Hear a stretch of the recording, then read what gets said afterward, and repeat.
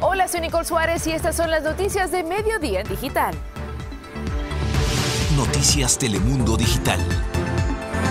Eso también se los mando a decir a mis adversarios. No se pudo ahora, ni modo. Lástima, Fifi. El presidente de México declara victoria en las elecciones, aunque su partido perdió diputados. Julio Vaquero le hizo unas preguntas a AMLO durante la mañanera y está con nosotros en directo desde la Ciudad de México con las respuestas.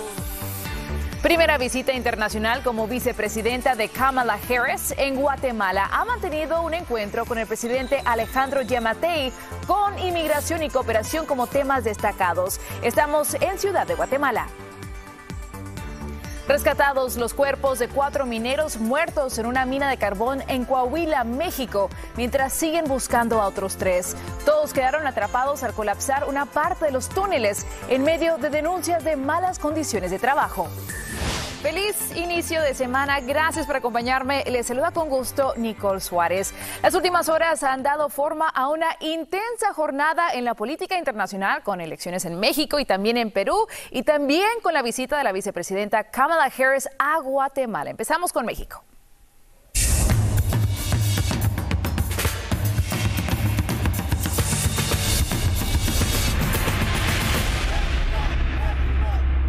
Y muchos han visto las elecciones en ese país como un examen al mandato de Andrés Manuel López Obrador. Y precisamente nos acompaña Julio Vaquero, presentador de Noticias Telemundo desde la Ciudad de México. Julio, buenas tardes. Tú fuiste a la mañanera de AMLO. ¿Qué fue lo que te dijo el presidente sobre estas elecciones? Sí, sabes que era importante ir a la mañanera del presidente López Obrador justamente por este carácter de referéndum que tenían estas elecciones. Aunque él no estaba en la boleta, los mexicanos salieron a las urnas para renovar la Cámara de Diputados.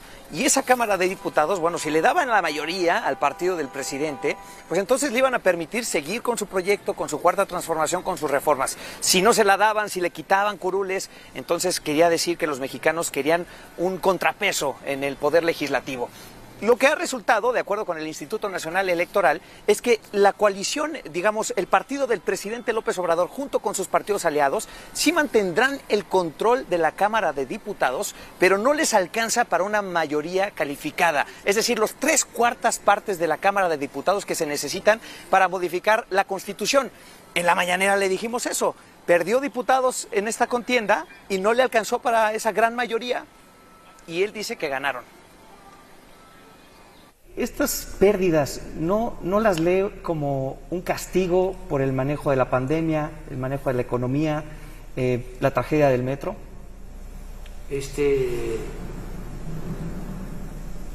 Empezando porque no se perdieron. Digamos, perdieron diputados y algunas alcaldías en la Ciudad de México. No. Es que a eso me refería cuando hablaba de los conductores de Televisa, de que para manejar propagandísticamente de que nos fue mal,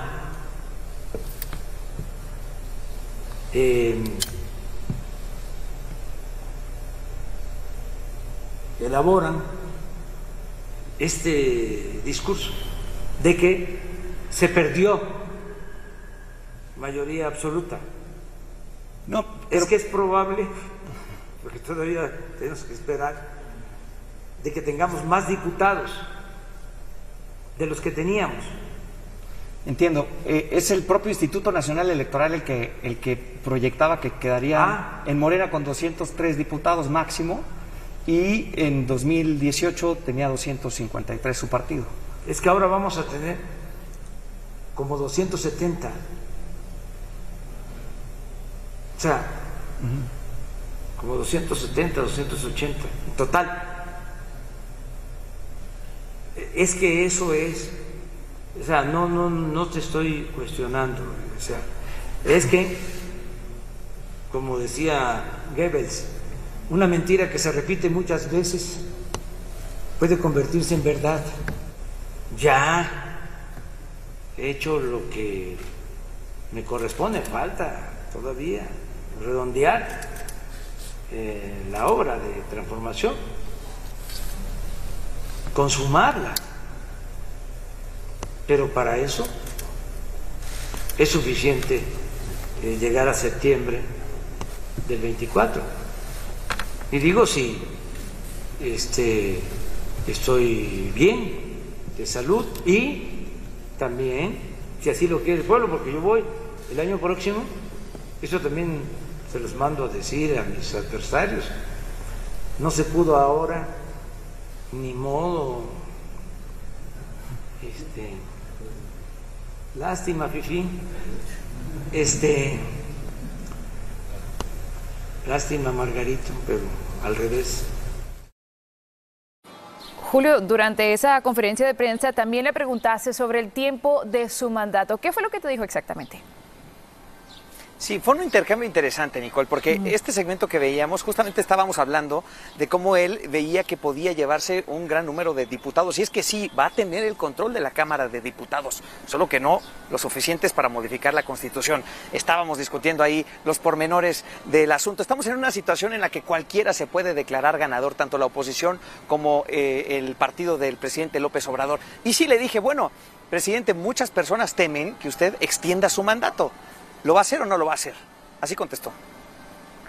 Hoy en el Diario Oficial de la Federación se publicó el decreto para la extensión de mandato del presidente de la Corte Suprema. Considerando que posiblemente en el Congreso entonces le va mejor de lo que pensábamos, ¿usted consideraría, para pasar estas reformas, usted mismo extender su mandato en la presidencia? No. Yo soy un hombre de principios, de ideales. Yo no lucho por cargos, yo lucho por ideales. Yo soy maderista,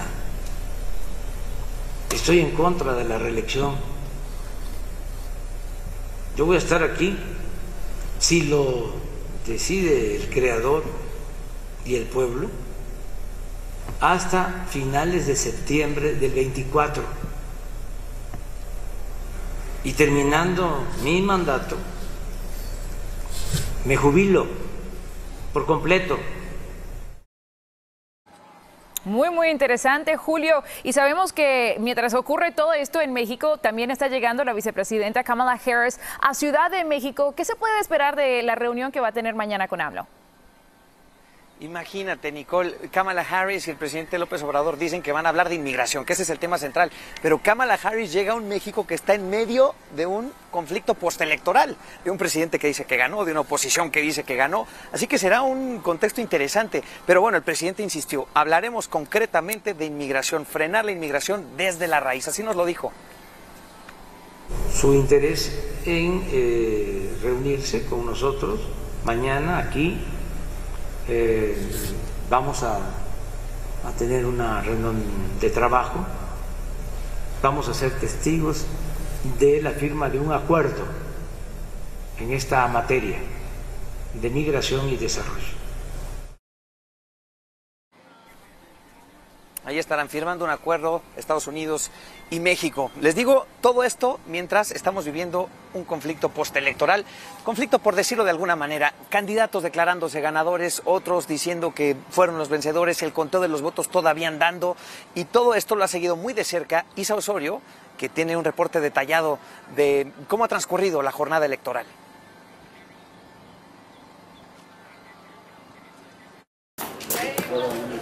Fueron las primeras elecciones en medio de una pandemia y a pesar de todo, los mexicanos salieron a votar.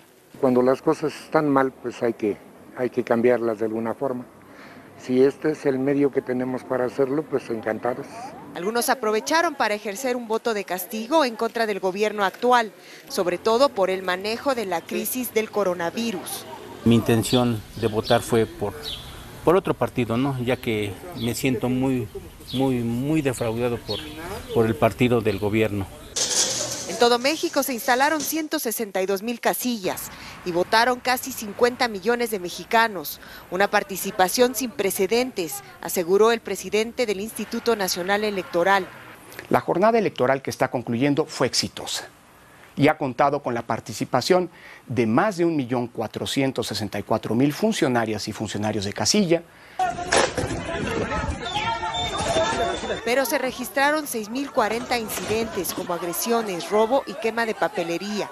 Entre los más escabrosos, en la fronteriza ciudad de Tijuana, se arrojaron cabezas humanas en 2 colegios electorales, mientras que en el sur, en los estados de Oaxaca y Chiapas, se quemaron urnas y boletas electorales. No se pudieron instalar en total 30 casillas. Los primeros resultados oficiales revelaron que Morena, el partido del presidente López Obrador y sus aliados, mantienen el control de la Cámara de Diputados. Tendrá más del 50% de representación y un 44% para la alianza opositora.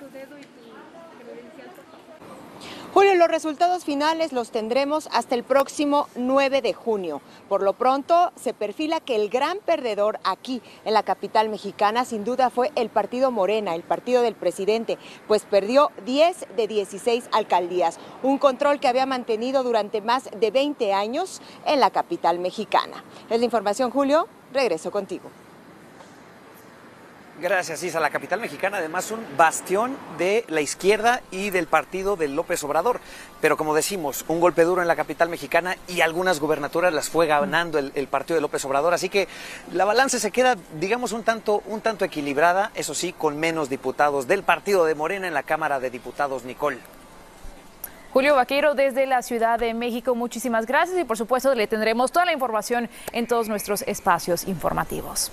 Y como lo habíamos mencionado, la inmigración y la cooperación entre Estados Unidos y Guatemala está marcando la agenda de Kamala Harris en el país centroamericano en su primera escala de su primer viaje internacional como vicepresidenta. Harris mantiene una reunión de trabajo con el presidente Alejandro Giammattei en la ciudad de Guatemala. Allí se encuentra Cristina Londoño. Buenas tardes, Cristina. Cuéntanos lo último, por favor. Adelante. Así es, Nicole, muy buenas tardes. Estamos en el Palacio Presidencial esperando a la conferencia de prensa de la vicepresidenta Kamala Harris y el presidente Alejandro Giammattei tras su primera reunión cara a cara, una reunión bilateral muy importante. Tenemos información de lo que se va a anunciar aquí hoy, algunas de las cosas que se van a anunciar aquí hoy. Sobre todo, lo más importante, dicen funcionarios de la Casa Blanca, medidas anticorrupción. Ellos dicen que la corrupción está directamente relacionada al éxodo, porque la ayuda de Estados Unidos y de otros países pues no está llegando a los guatemaltecos necesitados, que son los que tienden a irse rumbo norte. También otras medidas que van a endurecer las penalidades contra los coyotes, contra los traficantes de humanos, también para evitar que este sea un negocio, llevar a los guatemaltecos y a otros centroamericanos hacia los Estados Unidos. Después de esta conferencia de prensa, Kamala Harris tiene reuniones con distintos sectores de la vida guatemalteca, con guatemaltecos comunes, con mujeres empresarias, con grupos innovadores. Dice que quiere hablar con todos los distintos sectores de aquí, de Guatemala, y sectores que han sido discriminados y que no han tenido acceso a los beneficios y a los alivios estadounidenses. Se va a reunir también con estudiantes y con grupos que garantizan la transparencia. El tema de la corrupción va a ser un tema muy importante. Nuevamente, que la ayuda llegue a los guatemaltecos. Es lo que tengo por el momento. Aquí estamos pendientes. Ahora regreso con ustedes.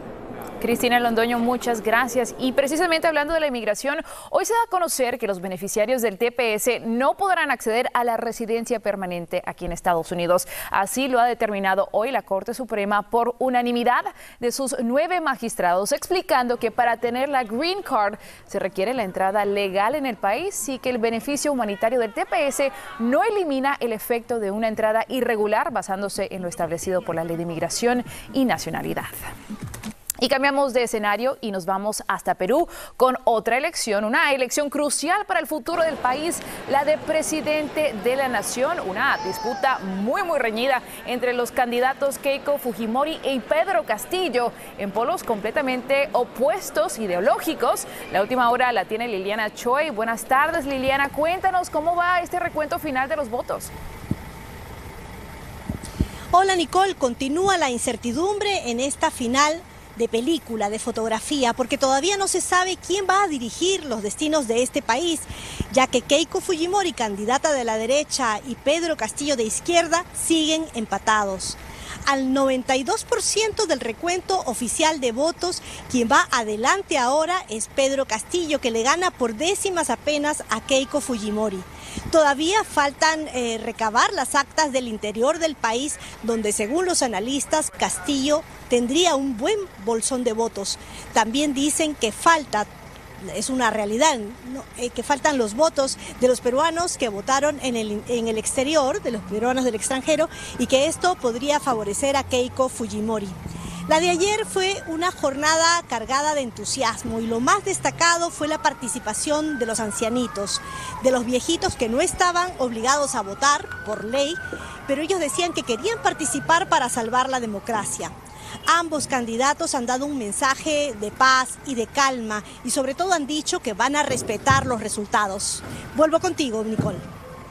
Y sabemos ahora que cada voto cuenta. Liliana, muchísimas gracias. Vamos a estar muy atentos. El tiempo juega en contra para rescatar con vida a 3 de los 7 mineros que aún quedan atrapados en una mina de carbón en el estado mexicano de Coahuila. De momento han podido recuperar los cuerpos sin vida de 3 compañeros atrapados, todos al colapsar parte de los túneles el viernes a primera hora de la tarde. Víctor Silva está ahí para contarnos lo que ha pasado hasta la fecha. Buenas tardes, Víctor, adelante. Nicole, buenas tardes. Aquí en la mina de Micarán las horas transcurren lentamente entre la desesperación y la angustia. Hasta el momento se han rescatado el cuerpo sin vida de 4 mineros, entre ellos el de Gonzalo Cruz Marín. Su hermana nos cuenta. Me dijeron que es el que van a sacar ahorita. 7 mineros quedaron atrapados el 4 de junio por el colapso y la inundación de una mina en el municipio mexicano de Musquis. Elementos de protección civil y del ejército trabajan a marchas forzadas en las labores de rescate.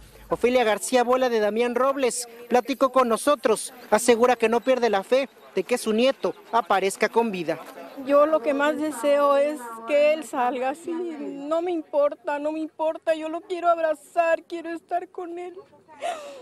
Porque a mi niño yo lo crié desde chiquito. Mientras tanto, organizaciones civiles como el Centro de Derechos Humanos Agustín Pro han denunciado la precariedad y las malas condiciones en las que trabajaban los mineros. La alcaldesa de la localidad coincide. Ustedes pueden ver fotografías, ¿verdad? Está inundada totalmente, está muy hondo a donde va el pozo, a 30 grados, está donde pasa el Maliacate. De veras que en esas condiciones ellos eran hombres muy valientes, que trabajaban día a día por ganarse el pan para sus familias. Nicole, mientras tanto, aquí en el sitio la fe y la esperanza no muere. Familiares de los mineros que aún no han sido rescatados esperan un verdadero milagro, que aparezcan con vida. Regreso contigo al estudio. Síganos en nuestras redes sociales para más noticias y visite noticiastelemundo.com.